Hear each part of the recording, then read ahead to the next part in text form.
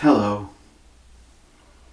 Welcome to Unity Church on the Mountain from my home. The title of the talk today is The Way of Giving, or The Giving Way. But before the talk, let's begin by affirming together our opening statement. There is only one presence and one power in my life and the universe, God. Together, let's just breathe in. Breathing into this moment right now, we let go of all thoughts of the past, all thoughts of what might be coming, and we just move into this now moment together. And let us affirm our Lord's Prayer.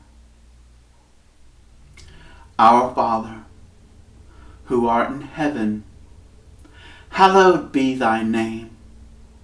Thy kingdom come, thy will be done on earth as it is in heaven. Give us this day our daily bread, and forgive us our debts as we forgive our debtors. Leave us not in temptation, but deliver us from evil. For thine is the kingdom, the power, and the glory forever. Amen.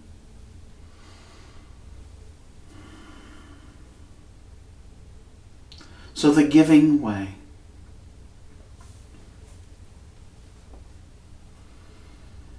Abundance is a circulation. There is a flow that is abundance. And when we are in that same flow, then we are in abundance. We can block that flow, or we can open ourselves to it. I'm going to talk today about ways to avoid blocking that flow and ways of increasing that flow within us. And one of those is giving. Let's do a little something different today. I'd like to involve each one of you in an experiment. Now you can practice along with me or just consider it a thought experiment and just imagine what it would be like. But first of all, I'd like you to take a breath. And then once your lungs are full, try to take in more air. And it's just about impossible. You only get a little bit. When your lungs are already full of air, there's just no room to bring in more air. All right, now remember that. And let's take in a deep breath one more time and hold it. Hold it as long as until it begins to be uncomfortable, and know what it feels like. I don't want anybody to pass out here. Just take in a deep breath and hold it.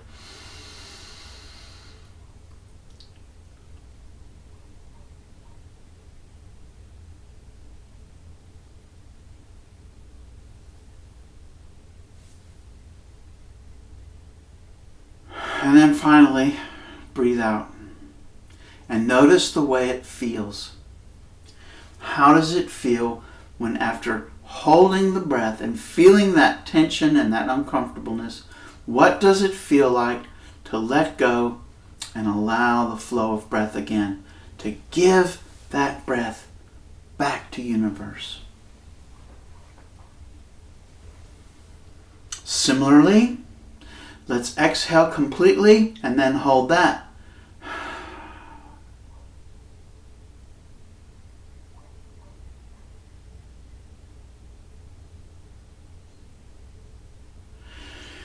And then inhale. Notice how that feels. The law of abundance is very much like our breathing. It's a flow, and it is a giving and a receiving. And just like our breath The amount of receiving that we do is based on the amount we give. Remember when the lungs were already full, how little you could receive in air? And it wasn't until emptying the lungs by giving that air that you're able to bring in more air. So our ability to receive is directly related to our capacity to give.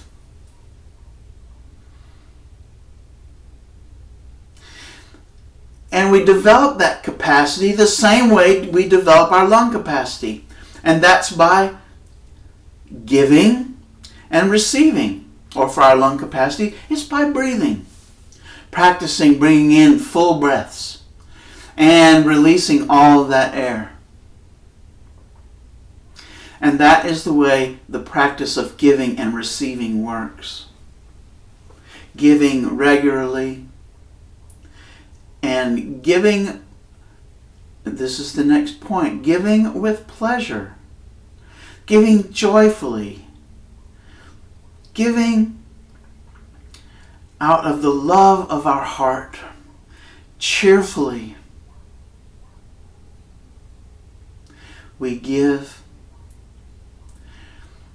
and that makes all the difference in the world. If we're giving grudgingly, or in any other way than joyfully, cheerfully, or lovingly, then are we really even giving?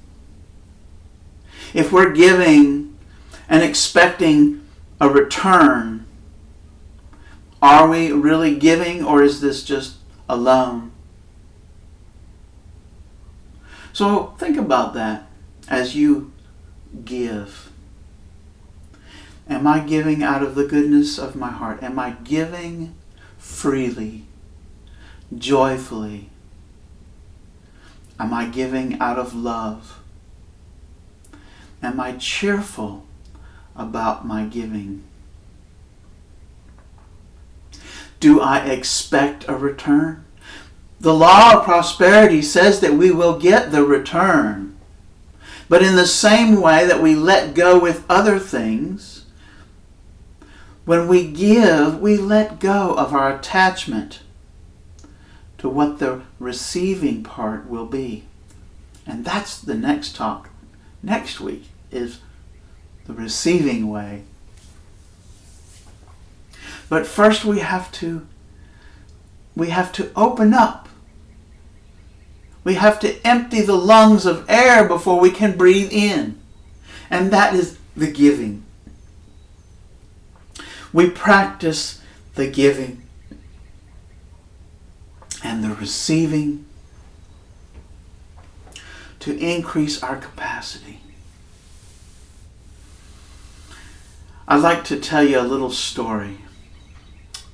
There was a hedge fund manager who was known to be a stern and difficult boss to work for, who would scrimp and find any way that there was to make a profit. And he had to go out of town on business. I'm sure it was to make more profit. But while he was gone, he went to his subordinate hedge fund managers and he gave each of them money that they would be in charge of, that they would be responsible for while he was gone. And he gave to each one according to their ability. To one, he gave $100,000. To another, $50,000. And to the third, he gave $10,000. And then he went on his trip. When he returned back from the trip, he gathered together these three subordinate hedge fund managers and he said, well, how did it go? And the first one said, you entrusted me with $100,000 and immediately I began to invest it. And so I have here to give back to you $200,000. And the hedge fund manager said, very good. You have been responsible with what I have given you. And so I can entrust you with much more. And the second one, who had been given $50,000, said, here, I also have invested your money, and I have doubled it. And here is $100,000 to give back to you. And he said, you have also done well. I can trust you with even more. And then the third person came to this boss hedge fund manager. And he said, I know that you are a difficult man and that you are always looking to make more. And so I became afraid that I would lose this money. And so I held on to it so that it would be here when you get back. And he gave him the $10,000. And the hedge fund manager, he said, you know that I am always looking for a profit. Why did you not invest the money and allow it to work for us and make me a profit? You would have been better off to put it in a savings account into a bank than to hold on to it.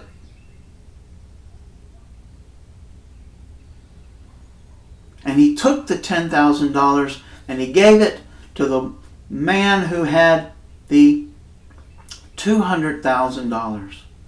And then fired the one who held on to his $10,000. Now you might recognize this story. This is coming from a parable that Jesus taught in the Gospel of Matthew. It's called the Parable of Talents. It's in Matthew chapter 25. And I'd like to read the final summary statement that Jesus gives in this parable. And it's in chapter 25 and verse 29. For to him who has, it shall be given, and it shall increase to him. But he who has not, even that which he has, will be taken from him. You see, this man came in fear, a consciousness of lack. And so even that $10,000, as little as it was taken from him, and then he was cast out of the company. But to the others who took what was given to them and invested it wisely, they were able to give even more. So their capacity to give increased. But the one who refused to give and invest, his capacity was decreased. On another level, it's about, do I give wisely? Wisely I give, and then I increase, the money increases and builds. But if I don't give wisely, even that little bit of money that I had is gone. So on two different levels we can see this parable at work. I want to share with you now a poem from The Great Physician by Ernest Wilson. This poem is by Ella Wheeler Wilcox. I give a beggar of my little store of well-earned gold. He spent the shining ore and came again and yet again, still cold and hungry as before. I gave a thought, and through that thought of mine, he found himself the man supreme, divine, fed, clothed, and crowned with blessings manifold, and now he begs no more.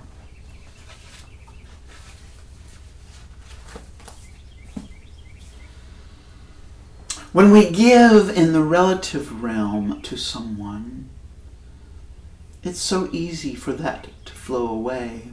But if we can give to another a thought, a principle that they can work with and put into practice in their life, how much more have they gotten? And they have gotten something that cannot be taken away, that cannot be lost. Yes, it could be forgotten, but it is never lost. Principle is always there. It's quite a bit more of a challenge to give a thought. It's a little harder. And it takes a finesse, a delicacy, because we don't like to be told what to do. But we can be influenced. And sometimes that influence doesn't even have to be given with words. It is by our example, by our actions, by our energy that we can give thoughts and ideas. They can be planted as seeds very subtly and then brought back into consciousness again and again until it's not your idea anymore, it becomes my idea. And I didn't even know that you gave me this thought, but now I have it and it's mine. And I can put it into use over and over again. Give a man a fish and you feed him for a day, but teach him how to fish and you feed him for a lifetime.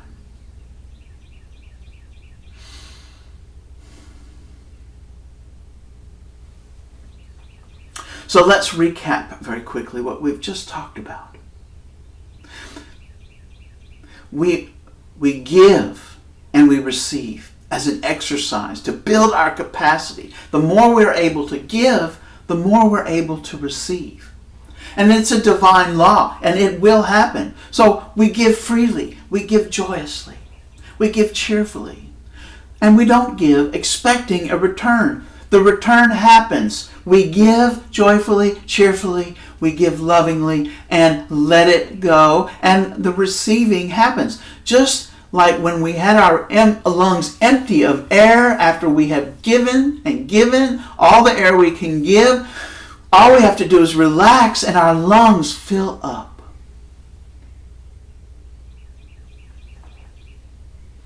We give wisely, not just here and there, wherever, but wisely we give.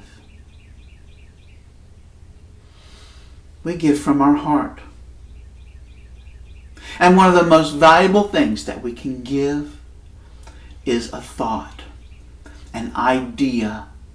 We plant those seeds by our example. We plant those seeds with subtlety. Not by telling or demanding, but with hints, so that that thought becomes the thought of another without them even realizing it was given. It becomes their own thought. I thank you for listening today, and I hope that this becomes a practice for you that you can put to use in your life as you give and receive, and just see how it works, because it works, but only if you work it.